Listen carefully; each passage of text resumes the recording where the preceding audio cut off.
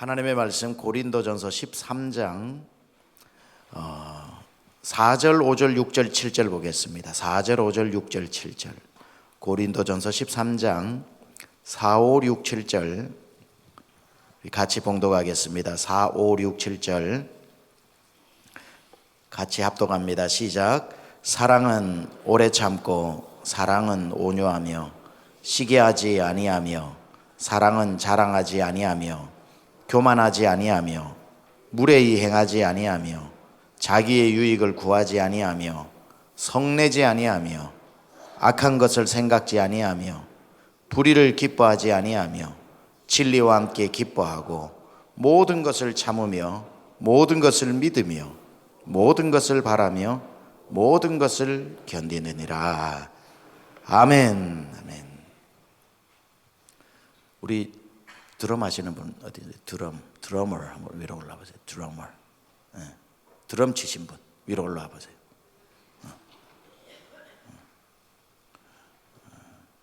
그 우리 반주 팀들한테 대표로 내드릴 테니까 책을 만약에 부족한 건 이따 밖에서 달라고 그러세요. 사인해 줄 테니까.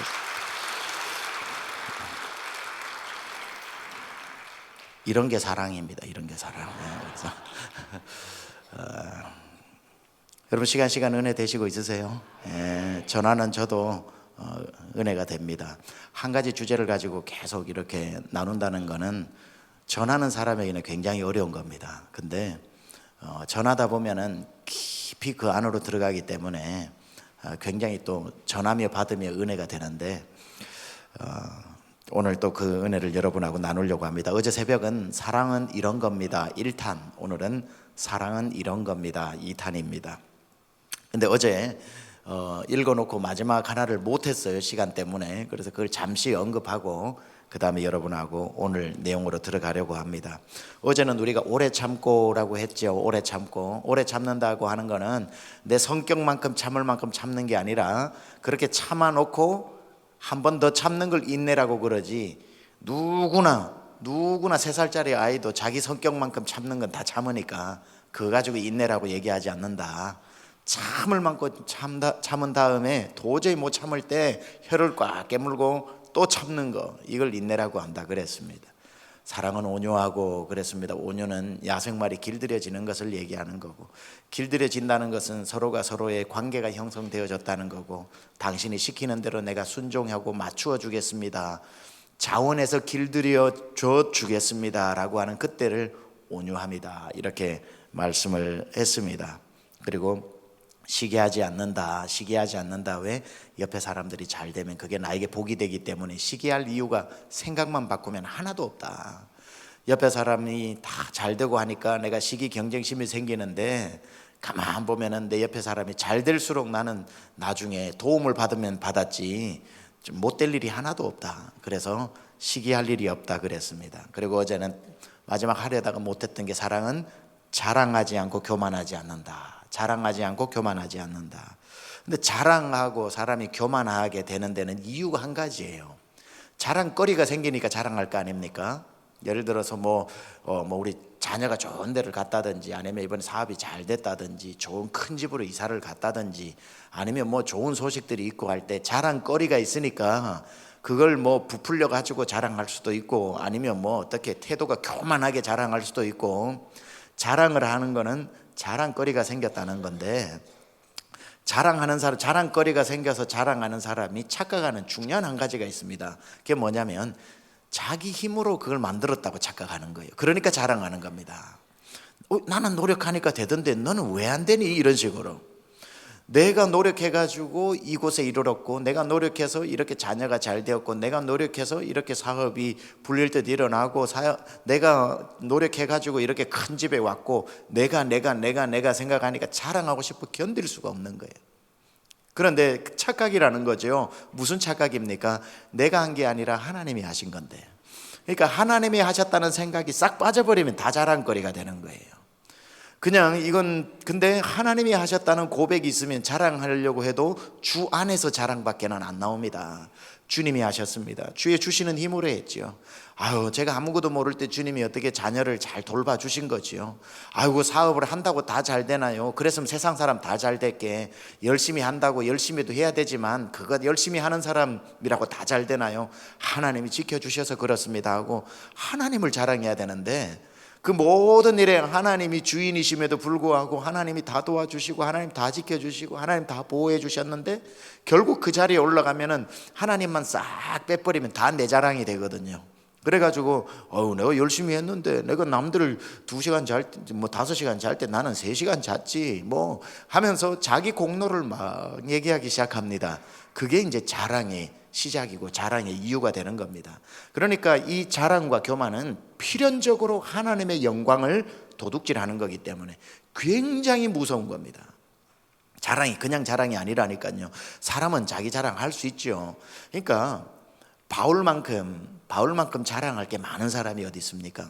솔직히 뭐 바울의 발끝도 못 쫓아가요. 지금 생각할 전 세계의 노벨상의 3분의 1을 500만 명밖에 안 되는 유태인들이 다 가져갔잖아요. 전 세계의 노벨상을 3분의 1을 유태인들이 다 가져갔는데 전 세계에서 가장 똑똑한 사람들만 그냥 저 이스라엘에 다 모아놨다고 할 수도 있고, 그리고 이제 흩어져 있는 나머지 500만 디아스포라들 그 합쳐가지고 1000만 명이 다 똑똑하다고 보면 돼요. 그 1000만 명이 다 최병락보다 똑똑하다고 보면 되고, 거기에 저는 뭐 저보다 훨씬 똑똑하죠. 당연히 3분의 1이 노벨상이에요. 자, 그런데 그 똑똑하기 이를 데 없는 사람들이 제일 똑똑하다고 말하는 사람이 바울이란 말이죠. 구약에는 솔로몬이고 신약에서는 가말리엘이고 가말리엘의 수제자가 바울이고, 그러니까 이 바울은 자랑할 게 너무너무 많은 사람이었지만 자랑하지 않잖아요.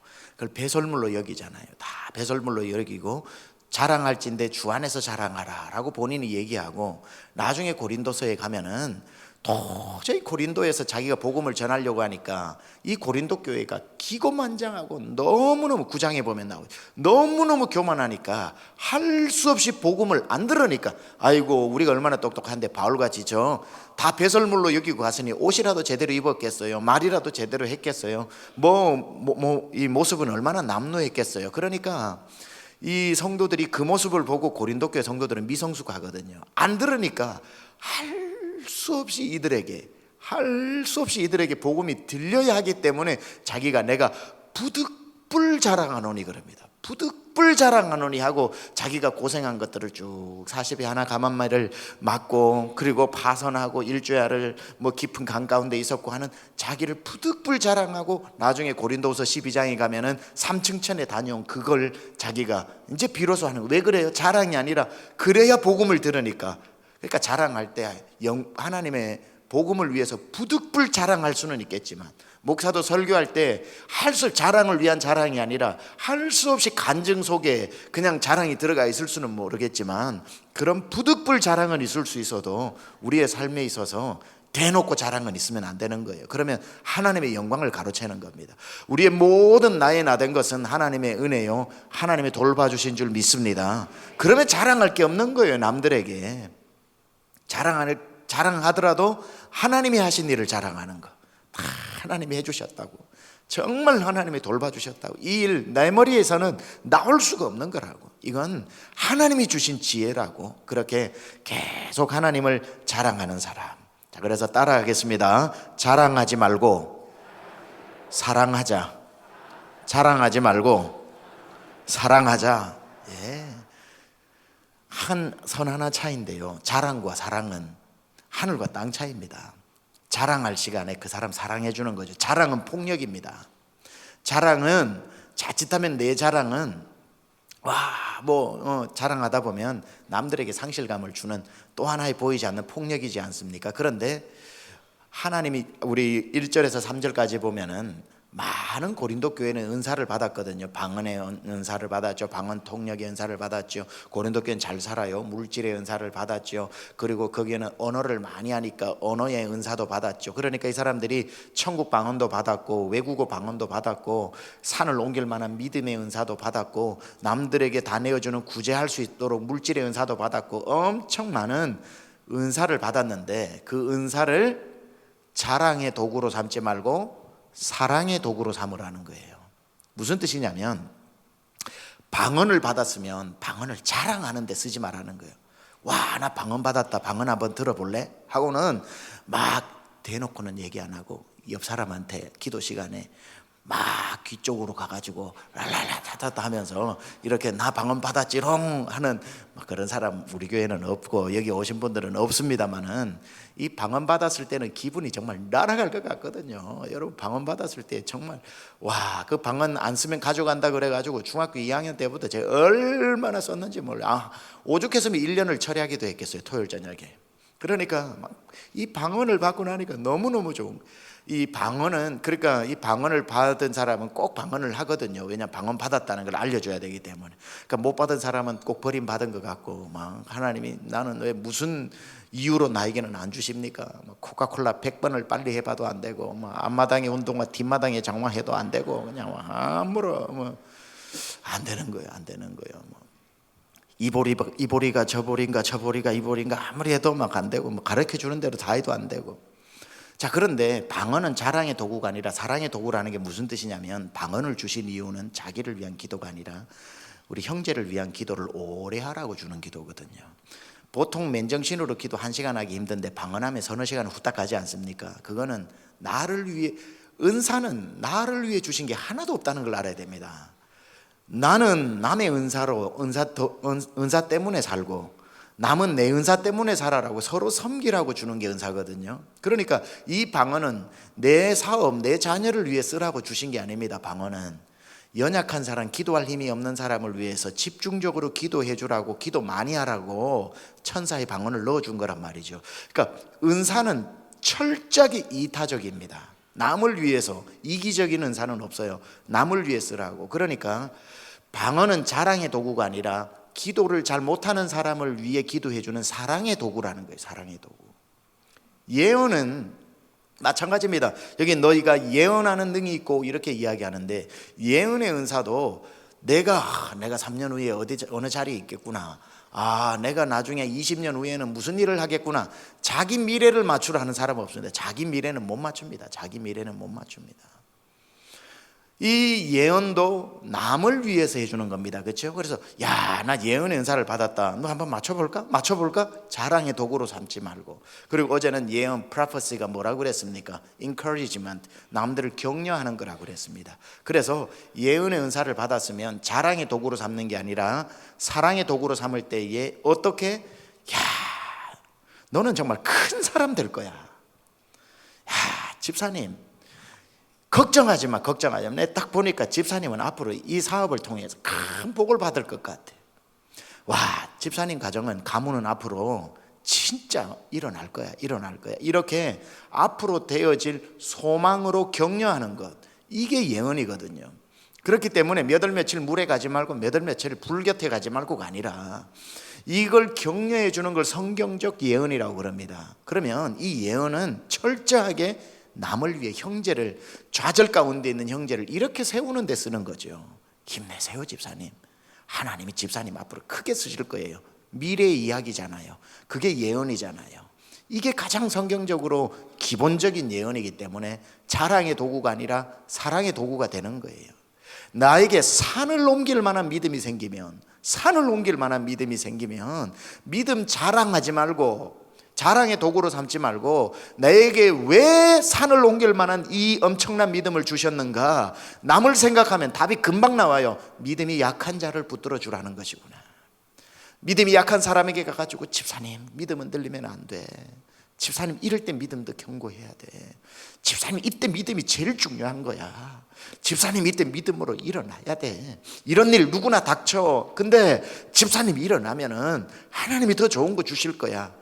나에게는 믿어지는데 저 사람에게는 안 믿어지는, 나에게는 태산같이 그게 딱 견고하게 믿어지는데 안 믿어지는 사람에게 가서 내 믿음을 나누어 주는 거예요. 그래서 믿음은 자랑이 아니라 사랑의 도구라는 게 그런 뜻입니다. 왜 하나님은 나에게 의심하지 않는, 누구는 의심이 수시로 든다는데 나는 믿은 그날부터 의심이 안 될까? 나는 내 삶에 지금 어려움이 오는데도 지금 시편 47편에 나오는 것처럼 그냥 산이 흔들려 바다 가운데 빠지고 바닷물이 요동해서 다시 산에 넘치고 그것들이 흔들려서 다시 바다 가운데 빠질지라도 나는 여호와로 인하여 두려워하지 아니하리로다. 이 마음이 탁 드는 건 은사란 말이에요. 은사, 배짱이 아니고. 그건 하나님이 그 사람에게 믿음의 은사를 주신 거예요. 그런 그 믿음의 은사를 주시면 폭력의 도구로 쓰지 말고 왜 안 믿어져? 나는 믿어지는데 그 믿음 가지고 살 거야. 이렇게 폭력의 도구로 사는 게 아니라 가서 집사님 아니야, 내가 믿어보니까 하나님 그런 분 아니야, 일어나야 돼. 이때 일어나면 하나님이 정말 감동하실 거고 집사님 가정 이전보다 더 낫게 하나님 분명히 지켜주신다. 믿음 없는 사람에게 내 믿음을 나누어 주라고 태산 같은 믿음 주신 거예요. 그래서 사랑의 도구지 은사는 자랑의 도구가 아니라는 거예요. 너에게 있는 모든 것을 나누어 줘. 구제할지라도 구제하면서 아이고 너는 뭐 가진 게 없냐, 나는 이렇게 줘도 남는데, 남들 쓰고 써도 남는데 너는 맨날 받기만 하는데 또 그렇게 지난해에 준 거 어디다 썼어? 뭐 이런 식으로 주면서 자랑하고, 그게 아니라 왜 나에게 이런 물질을 주셨을까? 그걸 생각하면서 없는 사람에게 유통하라고 주셨구나. 사랑의 도구, 구제도 사랑의 도구지 자랑의 도구가 아니란 말이에요. 그런데 고린도 교회는 전부 이거를 내게 물질이 생겼다 자랑하러 가야지. 예언의 능력이 생겼네 자랑하러 가야지. 아이고 이 혀가 뻣뻣해지더니만 방언이 터졌네 자랑하러 가야지.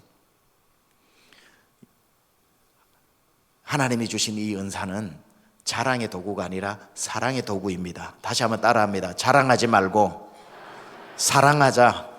자랑하지 말고 사랑하자. 여러분 사실 이 새벽에 이 하나만 배우고 가셔도 그냥 되는데 좀 섭섭하잖아요. 그래서 이제 2탄으로 넘어갑니다. 자, 오늘 두 번째 날은 계속 읽은 대로 하는데, 첫 번째 사랑은 무례히 행치 않는 거다. 5절에 나오는 것처럼 사랑은 뭐 하지 않는다고요? 무례히 행치 않는다.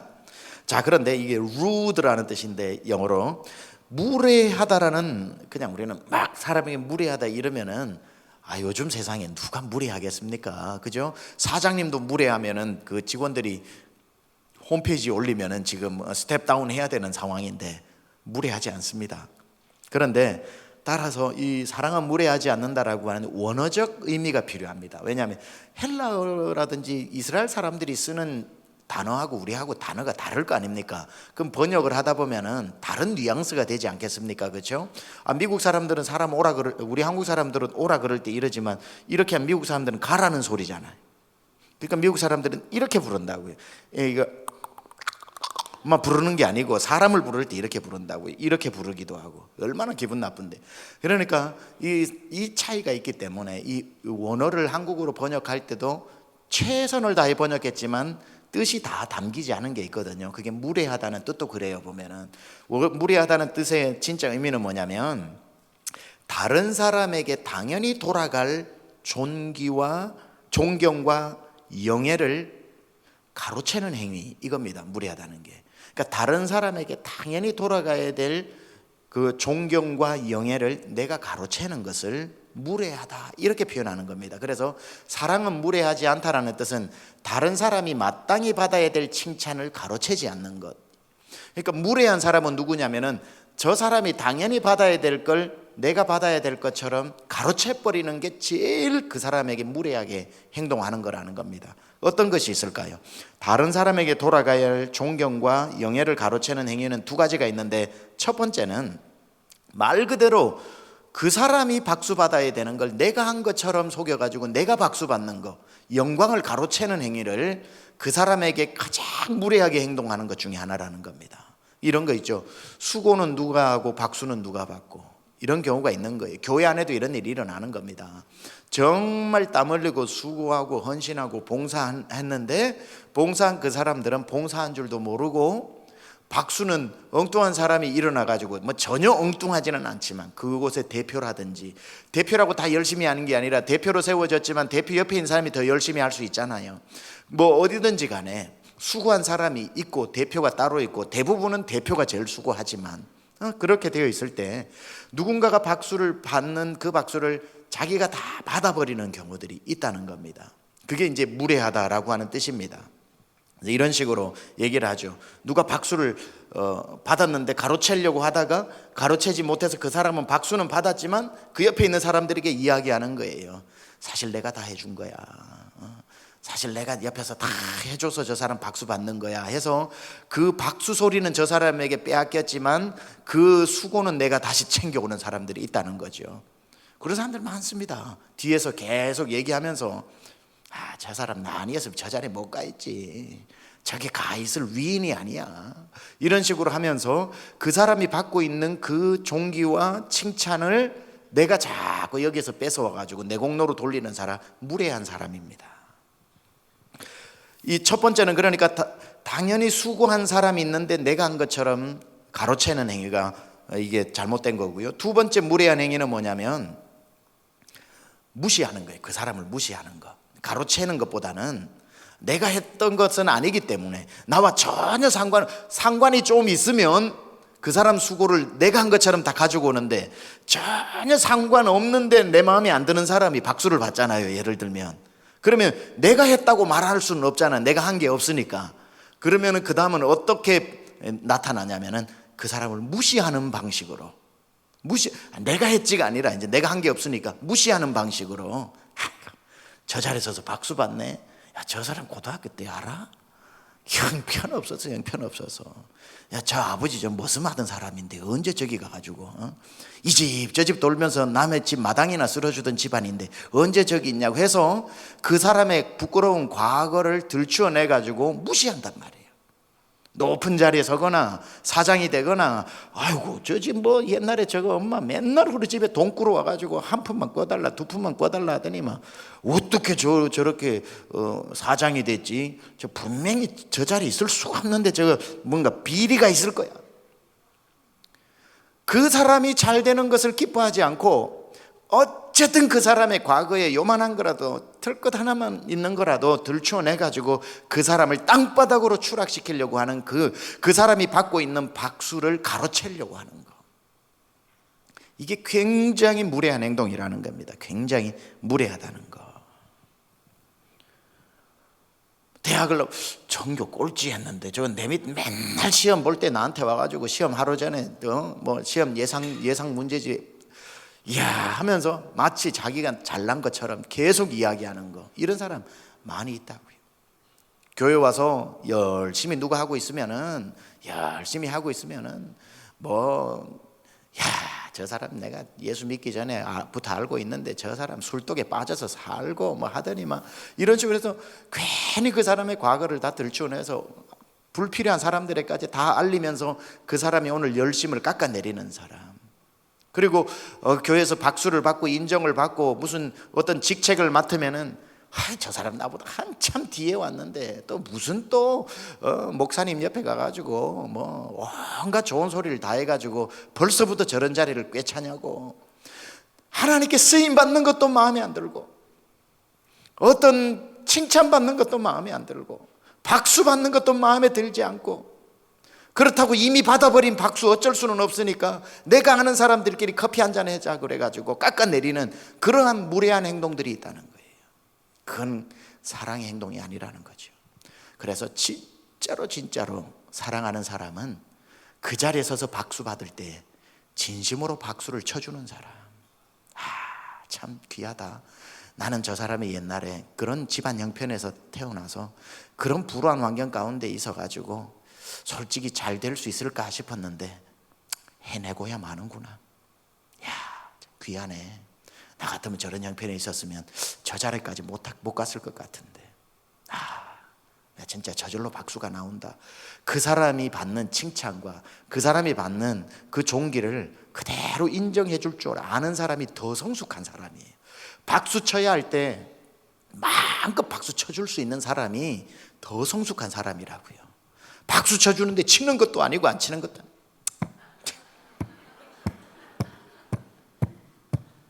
못난 사람, 못난 사람. 세상에 그렇게 못난 사람이에요.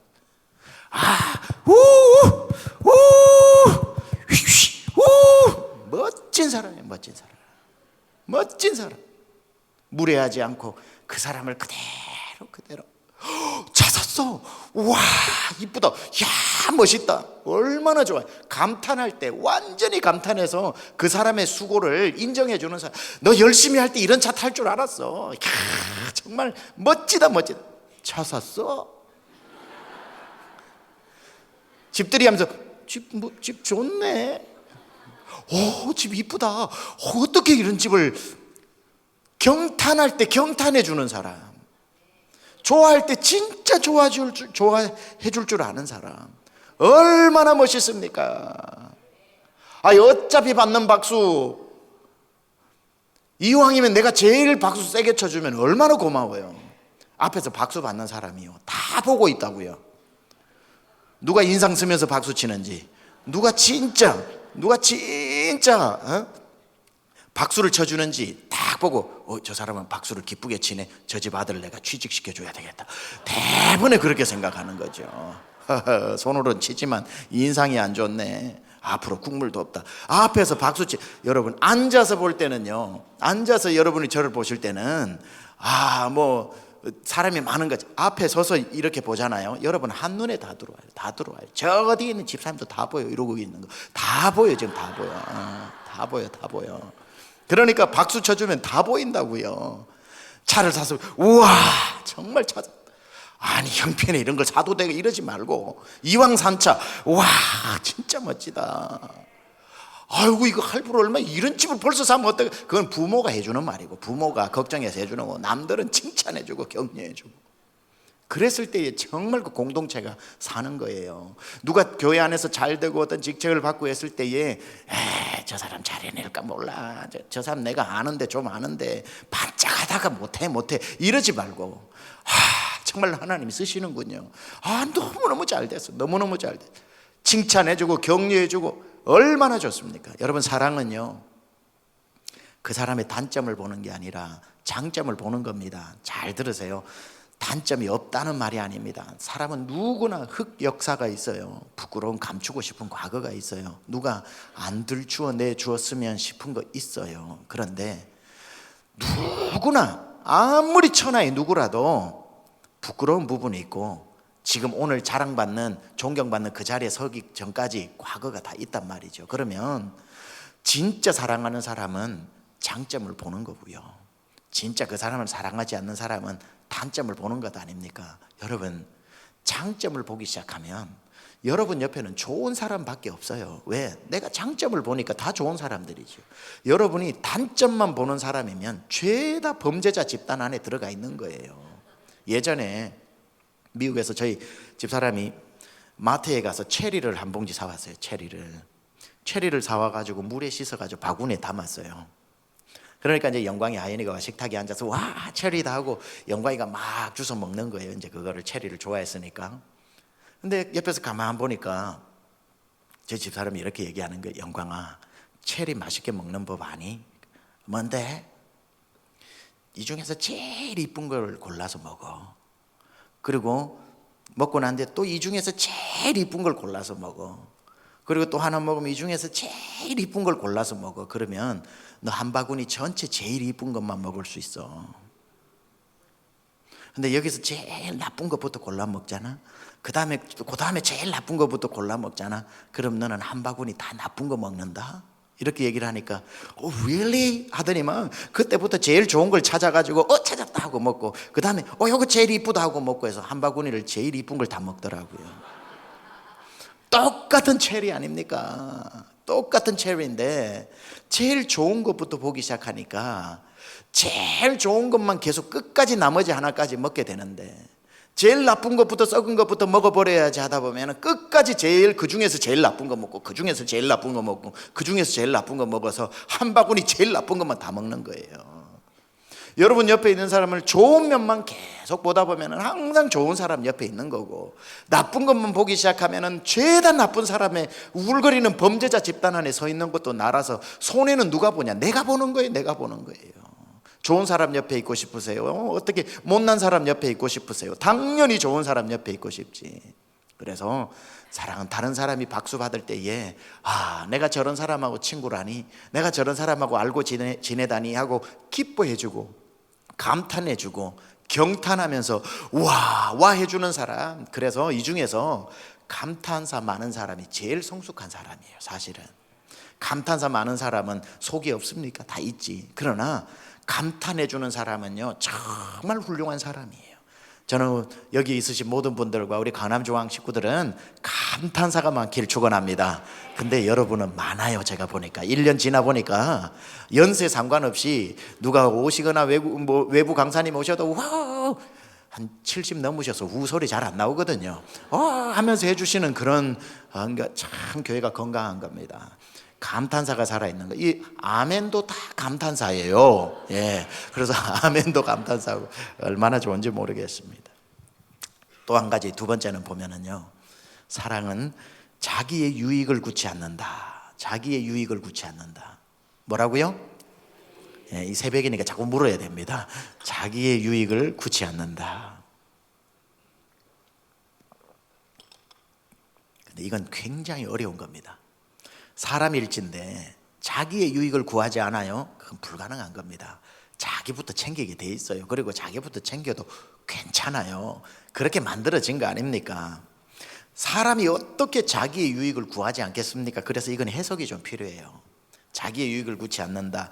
완전히 이타적인 삶을 살 수는 없으니까, 저도 그렇고 우리 모두가. 그러니까 이건 무조건적으로 자기의 유익을 구하지 말고 남의 유익을 구해라는 뜻이 아닙니다. 이거는 이렇게 해석해야 돼요. 자기의 유익을 구치 않는다는 단어를 이렇게 다시 번역해야 돼요. 자기의 유익만 구하지 않는다. 그러니까 자기의 유익도 구하지만 자기의 유익만 구하는 사람은 잘못된 사람이라는 거예요. 자기의 유익이지만 타인의 유익까지도 생각하는 사람이 되어야 한다. 이 뜻이거든요. 자, 다시 말하면 무슨 뜻이냐면, 우리가 가진 재산의 규모도 다르고, 여러분들의 가진 어떤 능력의 규모도 다르고, IQ의 규모도 다르고, 다 지식의 정보의 규모도 다르겠죠. 그런데 여러분이 가지고 있는 그 모든 것은 여러분만을 위해 사용하는 것이 아니라는 것을 알아야 되는 겁니다. 자기의 유익을 위해서 사용하는 것이 아니라, 아까도 말했지만 자랑의 도구가 되지 말고 사랑의 도구가 되자, 같은 맥락이지만 여러분이 가지고 있는 거기에는 항상 다른 사람의 몫이 들어가 있다는 걸 알아야 되는 겁니다. 그래서 사랑하는 사람은 자기의 유익만을 구해서 그걸 자기만을 위해 오로지 사용해서는 안 되고, 나에게 얼마를 주셨든지, 나에게 얼마나 큰 땅을 주셨든지, 아니면 나에게 얼마나 큰 지혜를 주셨든지, 그 중에는 반드시 남을 위해 사용하라고 나에게 맡겨준 분량이 있다는 것을 알아야 돼서, 그걸 다 내 건 줄 알고 착각해서 다 쓰지 말라는 뜻이에요. 자기의 유익만을 구치 아니하고, 이곳에는 남을 위해 사용해야 되는 분량이 당연히 있다. 마치 우리가 재물이 있으면 11조는 하나님 분량이듯이 남을 위한 분량이 반드시 들어있어야 된다는 것을 우리는 알아야 됩니다. 이게 이제 구약의 레위기 19장에 보면 레위기 법으로 나오는데, 이런 거 아닙니까? 밭에 보리를 벨 때도 내 귀퉁이는 베지 마라, 이겁니다. 왜냐하면 이 밭에 내가 심어 경작했다고 이 밭의 소출이 다 내 거라고 생각하지 말라는 거예요. 귀퉁이는 가난한 사람들의 몫이라는 거죠. 이 밭이 다 내 거라도, 다 내 씨앗으로 심어도 귀퉁이 거는 네 거라고 생각하지 말라는 거예요. 그래서 가을거지를 하다가 떨어지는 이삭은 절대 줍지 말라는 거예요.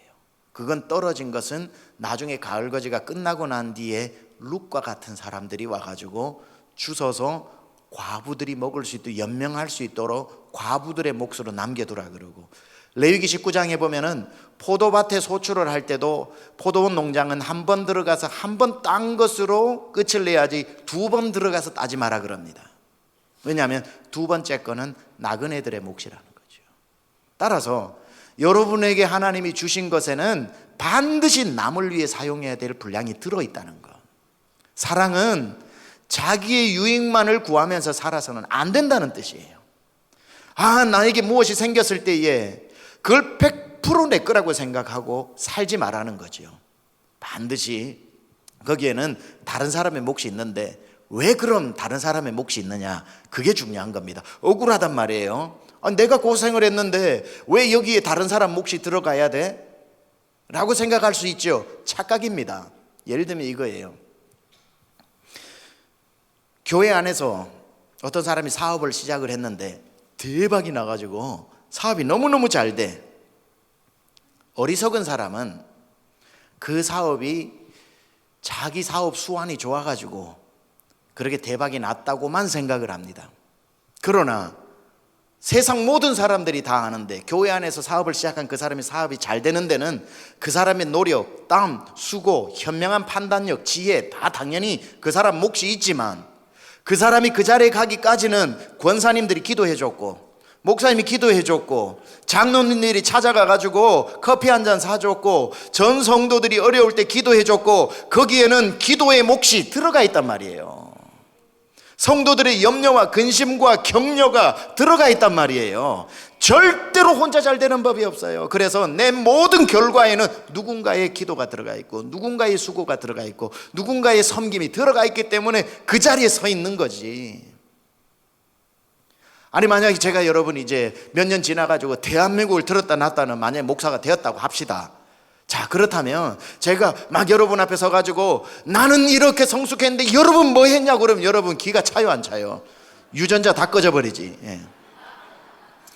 여러분의 기도 덕분입니다 라고 해야죠. 그래야 그게 유전자가 켜지는 거고 서로 좋은 거지. 아니 혼자 잘난 사람이 어딨냐고요. 눈물의 기도가 있고 권사님들 집사님들 다 장로님들 철회하기도 해주면서 우리 목사님 사용해달라고 그러고 열방의 복음의 일꾼으로 사용해달라고 기도 때문에 가서 있는 건데 나는 이렇게 쓰임 받는데 여러분은 언제까지 그러고 있겠냐고 하면은 교회 유전자 다 꺼버리는 거예요. 불 다 꺼지는 거예요.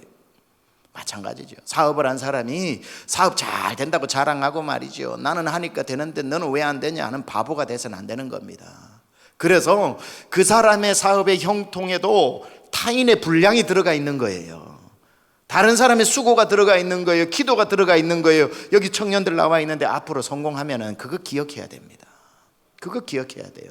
여러분이 앞으로 잘 되는 데는 우리 여기 있는 우리 성도님들의 다 눈물의 기도가 들어가 있는 겁니다. 그래서 자기의 유익을, 자기 성공을 자기만을 위해서 사는 사람은 바보라. 어리석은 자라. 그를 위해 땀 흘려주고 기도해주고 수고해준 사람들을 잊어버리는 바보가 되어서는 안 되는 겁니다. 내가 여기까지 나의 나 된 것은 첫째는 하나님 아버지의 은혜요. 두 번째는 그 은혜를 붙잡고 날 위해 기도해준 사람이요. 그 분량을 기억하는 사람은 현명한 사람이라는 겁니다. 세 번째는 사랑은 성내지 아니하고 악한 것을 생각하지 않는 것입니다.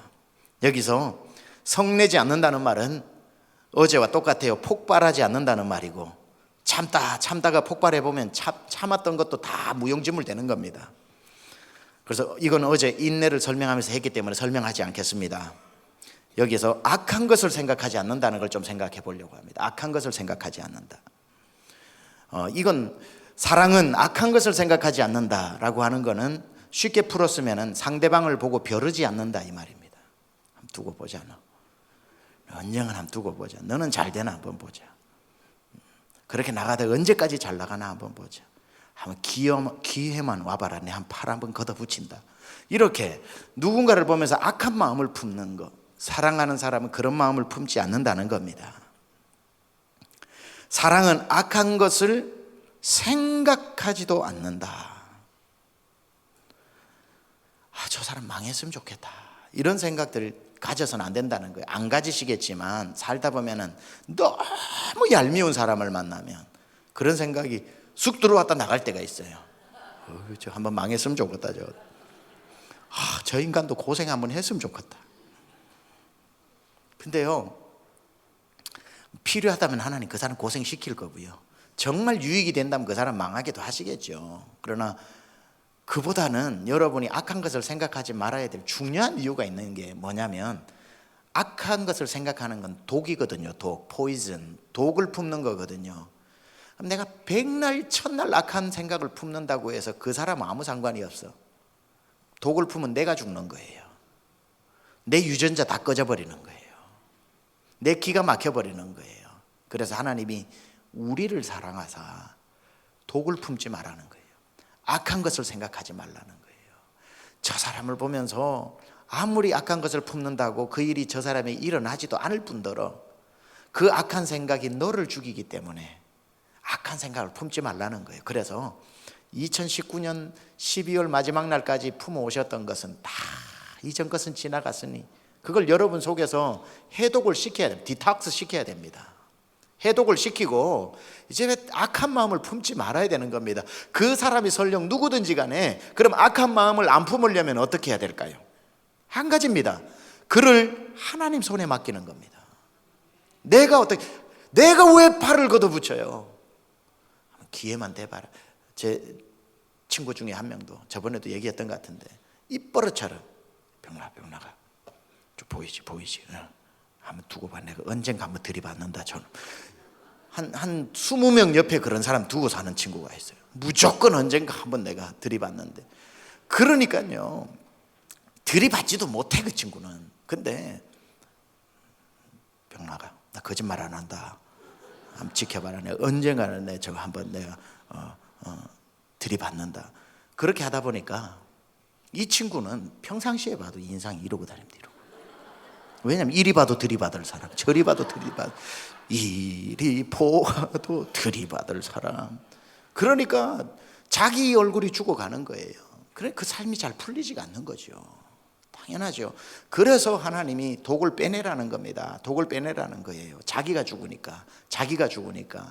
왜 내가 들이받으면 나는 안 아프나요? 들이받으면 서로 아프지. 그래서 들이받지 않는 것은 저를 하나님 손에 맡기는 믿음.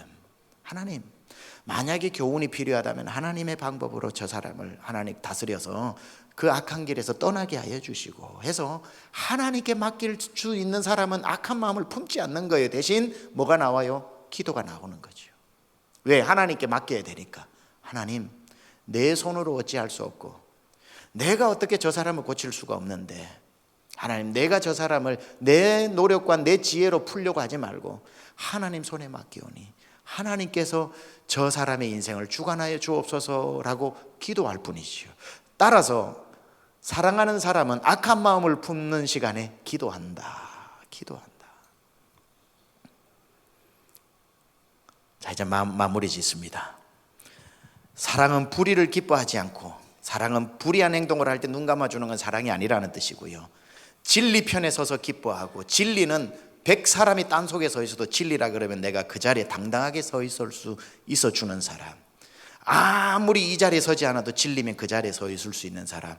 아무리 100사람이 그곳에 가 있어도 진리가 아니고 불이면 서 있지 않는 사람이 되는 거. 그게 그 사람을 진짜 사랑해 주는 거. 불의한 일을 할 때 불의하다 말해주고, 진리 편에 서 있을 때 네가 맞다 말해줄 수 있는 사람이 그 사람을 사랑하는 사람이지요. 마지막, 사랑은 모든 것을 참고 모든 것을 믿고 모든 것을 바라는 것이다. 야, 이건 사랑의 결정체입니다.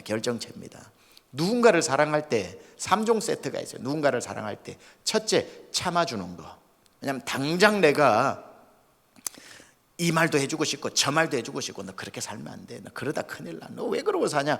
말하고 싶은 게 한두 가지예요. 부모가 자식에게 하고 싶은 잔소리가 많고, 잔소리가 표현해서 죄송합니다만 부부가 부부에게 하고 싶은 잔소리가 많고, 성도가 성도에게 하고 싶은 말들이 많지만 첫째는 참아라.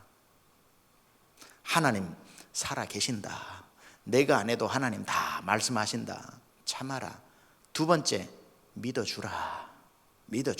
저 사람도 내가 볼 때에 아직 부족하지만 저 사람도 자라나고 있다. 저 사람 속에도 하나님 일하고 계시다. 저 사람도 바뀌어질 것이다 라고 믿어주라. 참아주고 믿어주라. 그리고 바라라. 저 사람을 통해 일하실 하나님의 큰 일을 미리 바라봐라. 지금을 보면 답답할 때가 이럴 때가 없고, 나의 50이 됐는데 우리 아들이 아직도 취준생이고 취업준비생이고 그렇다고 할지라도 참아라, 믿어주라, 바라보라. 우리 남편, 우리 아내 아직까지도 내 마음에 50년을 같이 부부 생활했는데도 아직까지 내 마음에 들지 않으면 죄송합니다마는 참아라, 믿어주라, 그리고 바라보라. 하나님이 시퍼렇게 살아서 저 사람 속에 역사하고 계신다. 교회가 여러분이 생각하는 속도로 막 성장하고 부흥하지 않는다고 할지라도 우리 여기 참석하신 많은 교회들도 마찬가지로 교회마다 성장 속도가 다 다르지 않습니까?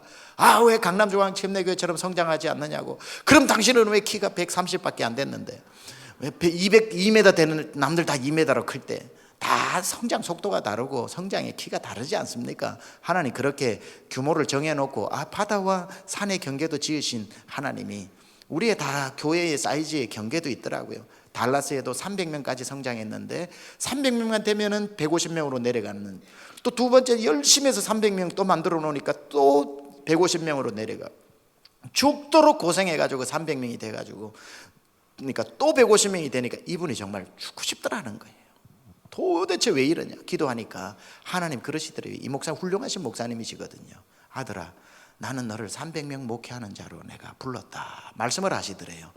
그러니까 300명에서 욕심을 내다 보니까 성도들을 자꾸 부담을 주고 이제 500까지 가야 된다 500 가야 된다 하다 보니까 교회가 분열이 생겨가지고 자꾸 내려앉는데 그냥 하나님이 나의 그릇을 300으로 만드셨구나 하고 나니까 기쁘더라는 거예요. 300명이 되고 나니까 교회가 성장할 수밖에 없죠. 오히려 행복할 수밖에 없는 거지요.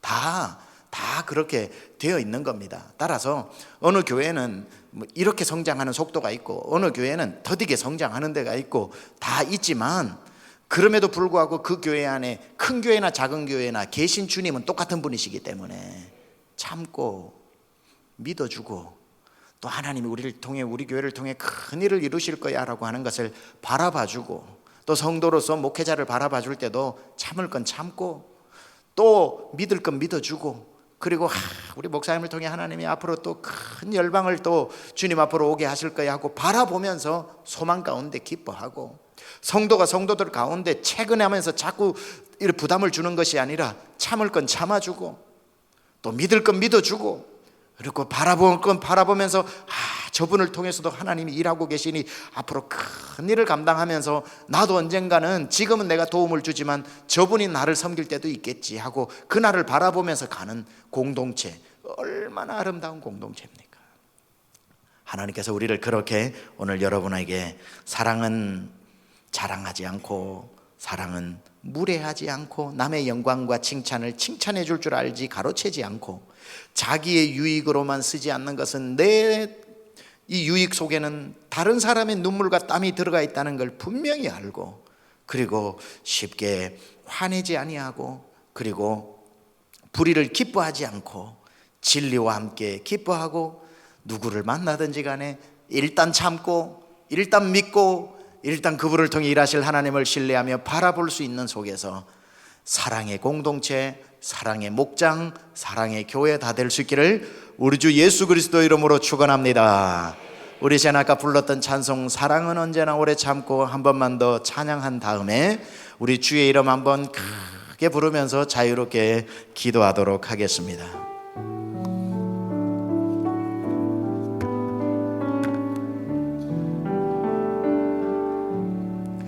사랑은 언제나 오래 참고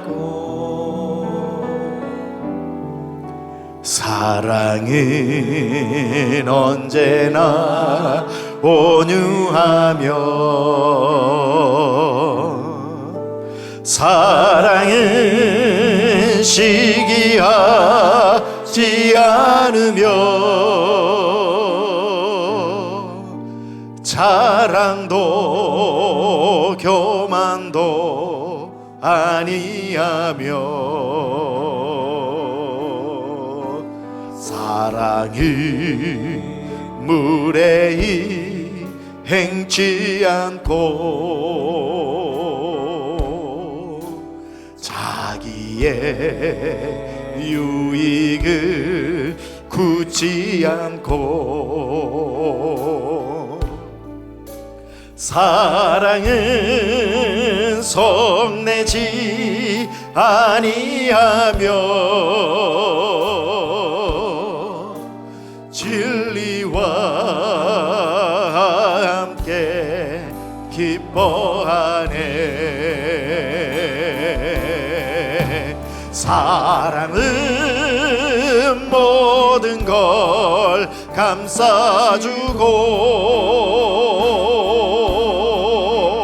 바라고 믿고 참아내며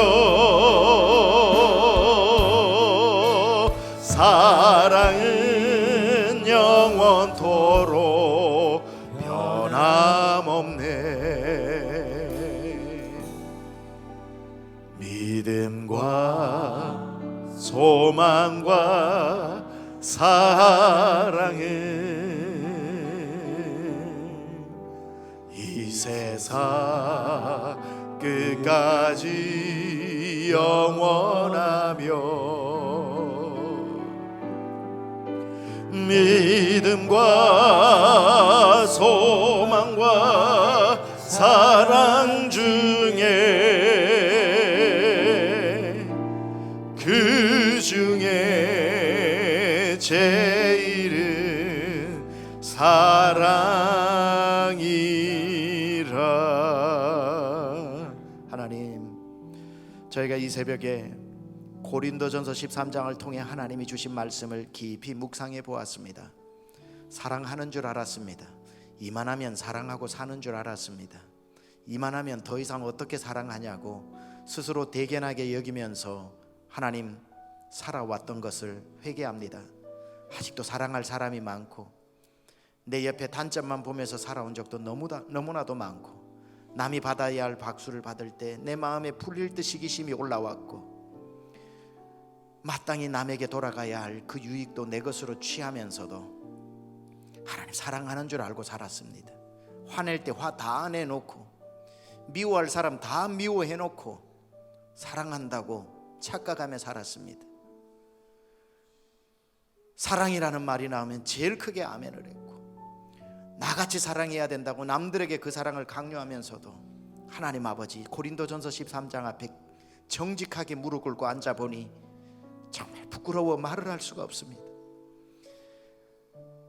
내 옆에 있는 사람을 사랑하기가 힘들어 지구 반대편의 사람을 사랑한다고 하나님 구호처럼 외쳤던 죄를 용서하시고 하나님 아버지 우리 한 지붕 아래 하나님 아버지 그들의 기도 때문에 오늘 내가 있고 오늘은 마음이 서로 섭섭해 있는지는 몰라도 그 사람이 과거에 날 위해 붙들어주고 기도해줬던 그 눈물의 기도가 오늘 나를 만들었던 것을 잊어버리지 않게 하시고 하나님 서로가 필요하기 때문에 하나님이 한 지붕 안에 놓은 것 아니겠습니까? 하나님 눈을 열어 이제는 사랑을 하게 하여 주옵소서. 사랑한다고 착각하면서 사랑의 오해 속에 살지 말고 진짜 사랑하게 하여 주셔서 하나님 아버지 우리를 사랑해 하나님 아버지 정말 주님의 사랑의 불꽃 사신으로 살게 하여 주시옵소서. 이 시간 두 손 번쩍 들고 주여 나로 그렇게 주여 만들어 주시고 다시 한번 이 성례 기간 동안 사랑의 사람으로 변화시켜 주시옵소서. 주여 한번 부르고 기도하겠습니다. 주여